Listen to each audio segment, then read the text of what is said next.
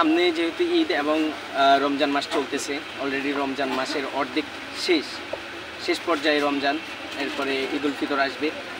তো আপনার হোলসেলার যেহেতু এখানে চকবাজার আশিক টাওয়ার, এখানে হোলসেল হয়, হোলসেল বিক্রি হয়, পাইকারি বিক্রি হয় আর কি। তো এটা আপনার অনেক আগেই বলতে রমজানের 10 দিন, প্রথম 10 দিন বা রমজানের 1 সপ্তাহ বা 2 সপ্তাহ আগে আপনার ভালো একটু বেচা কিনা হয়, বা হোলসেলাররা যারা পাইকারি নিয়ে যায় আমাদের থেকে, তারা অনেক কাস্টমার হয় তখন। এখন আপনার যেহেতু রমজান চলে আসছে, অ্যান্ড যারা আপনার অন্য জায়গায় তাদের দোকান আছে, শপ আছে, তারা খুচরা বিক্রি করে, তো তারা আমাদের থেকে পাইকারি নিয়ে তারা খুচরা বিক্রি করে। বেশিরভাগ চট্টগ্রাম, কক্সবাজার, এরপরে আপনার ঢাকার ভিতরেও আছে, উত্তরা, বিভিন্ন জায়গা থেকে, হ্যাঁ, সারা বাংলাদেশ থেকে আসে। ওনারা আসার পরে কেউ আছে ওনাদের সাথে করিয়ে নিয়ে যায়। আবার যারা দূর অবস্থা থেকে আসে তাদেরগুলো আমরা আপনার পার্সেল বা আপনার বাংলাদেশ কুরিয়ার সার্ভিস এগুলোর মাধ্যমে পাঠানো হয়। সত্যি বলতে আমাদের এগুলো একদম কোয়ালিটিফুল মাল, আমাদের এগুলো অরিজিনাল, এগুলোর কালার থাকে আপনার, যেমন আমাদের এগুলোর চুরির এক জোড়া চুরির দাম দিয়ে, ঠিক আছে, এক জোড়া চুরির দাম দিয়ে আপনার অন্য দোকানে গেলে আপনার এক বক্স পাওয়ার সমতুল্য, এইরকম। ঠিক আমাদেরগুলো কোয়ালিটিফুল মাল।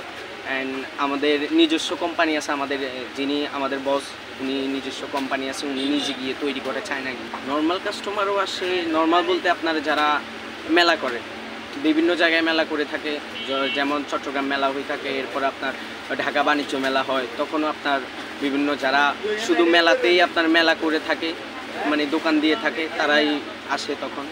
আপনার এক কথায় বলতে গেলে যদি আপনার বেশি মালামাল নেন তাহলে আপনার পাইকারি হোলসেল ধরা হয়। পাইকারির সবচেয়ে মানে নিম্ন যত আপনার ধরতে গেলে আমাদের এখান থেকে আপনার 120 টাকা 90 টাকা শুরু করে উপরে আছে আপনার আংটি, এরপরে আপনার বিভিন্ন জিনিস নিয়ে। আমি মনে করি কি আপনি আমাদের এখান থেকে আপনার যদি একটা ভালো পজিশনে দোকান হয়, মানে ভালো একটা জায়গায় যেখানে আপনার মানুষেরা ভালো কোয়ালিটি ফুল দেখে, টাকার দিকে তাকায় না, যারা পছন্দ করলেই নিয়ে নেয়, বা ভালো একটা থাকবে, তো তারা আপনার যদি ওইখানে দোকান থাকে তাহলে আপনার 20,000 টাকা 50,000 টাকার যদি মাল নিয়ে যায়, উনি যেহেতু নতুন উদ্যোক্তা এত বেশি নিতে পারবে না। একটা দোকান থেকে যদি 20 হতে 30 বা 50,000 টাকার মালামাল নিয়ে যায় তাহলে একটা ভালো প্রফিট করতে পারবে, আমি আশা করি।